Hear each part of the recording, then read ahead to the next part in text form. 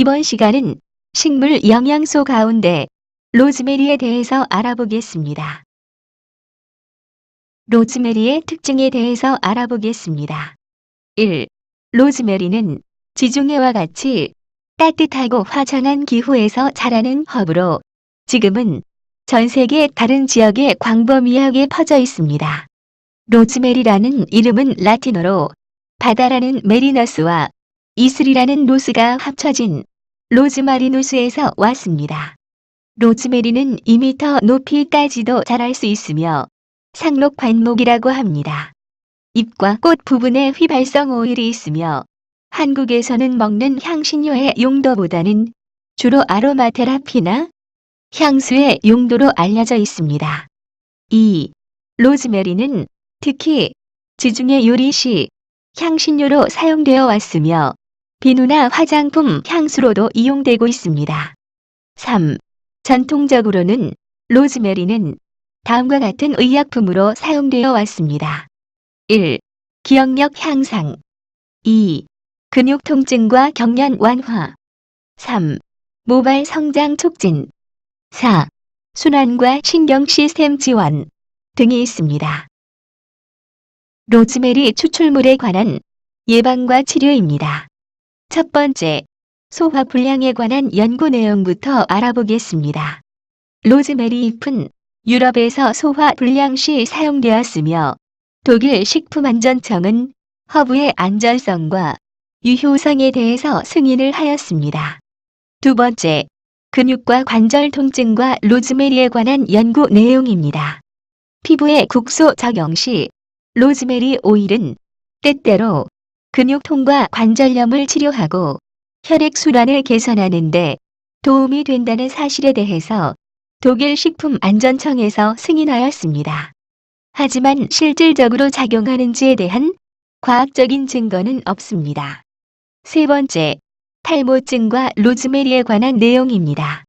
역사적으로 로즈메리는 모발 성장을 자극하는 데 사용되어 왔습니다. 원형 탈모증을 가지고 있는 사람 84명을 대상으로 한 연구에서 7개월 동안 매일 로즈메리 오일과 라벤더, 백리향, 모로코가 원산지인 허브의 한 종류인 세다우드가 함유된 다른 에센셜 오일을 자신의 두피에 마사지한 사람과 이러한 에센셜 오일 없이 두피 마사지 받은 사람과 비교했을 때 중요하게도 머리숱이 재성장하는 것을 경험할 수 있었습니다. 그러나 일부 과학자들은 이 연구는 잘 설계되지 못했고 로즈메리가 모발 성장을 야기하는지 여부를 말하는 것은 불가능하다고 말합니다. 4. 로즈메리는 갱년기나 폐경 후에 월경량이 감소했을 때 로즈메리 섭취는 다시 생리가 나오는 월경 촉진 효능이 있으며 또한 요이, 흐름을 증가시켜주고 소화를 촉진하는 성분이 있어 소화불량을 치료하는 데도 이용됩니다. 하지만 이러한 효능에 관해서는 어느 것도 사람을 대상으로 한 연구는 되지 않았습니다. 5. 인간을 대상으로 한 한 개 연구에서는 로즈메리를 오랜 시간 동안 섭취한 경우에는 혈전증을 예방하는 것으로 관찰되었습니다. 혈전이란 혈관 속에서 피가 굳어진 덩어리를 말하며 혈전증이란 혈전에 의해 발생되는 질환을 말합니다. 6.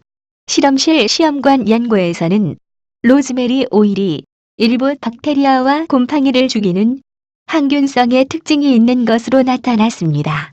그렇지만 사람에게도 똑같은 효능이 있는지 여부에 대해서는 알지 못합니다.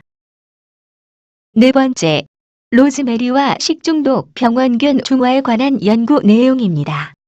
여러 연구들은 로즈메리가 식중독 병원균인 리스테리아 모노사이토진 B를 억제하는 것으로 나타났습니다.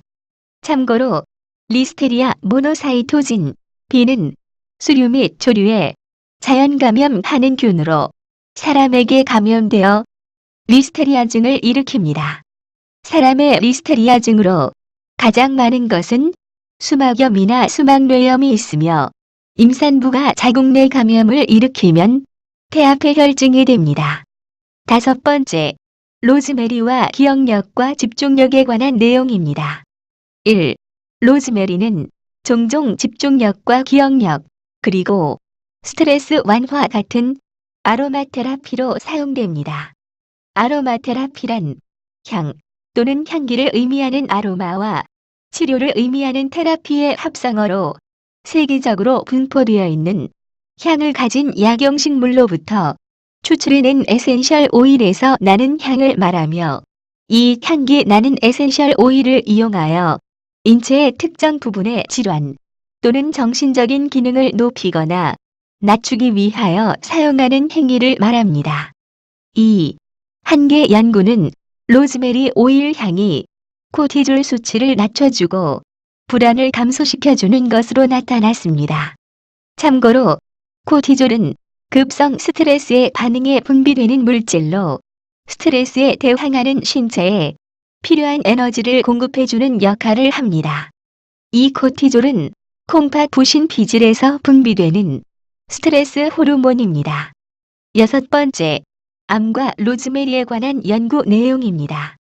여러 연구들은 로즈메리 추출물이 암세포가 증식되는 것을 방지함으로써 종양 성장을 억제할 수 있음을 시사하고 있습니다. 한 개 연구에서는 로즈메리와 커큐민을 같이 복용했을 때 유방암을 방지하는 데 도움을 주는 것으로 밝혀졌습니다. 또한 결장암 세포에서도 유사한 효과가 있는 것을 발견하였습니다. 로즈메리 복용 방법입니다. 소아의 경우, 로즈메리는 소아를 대상으로는 연구되지 않았기 때문에 추천 용량이 없습니다.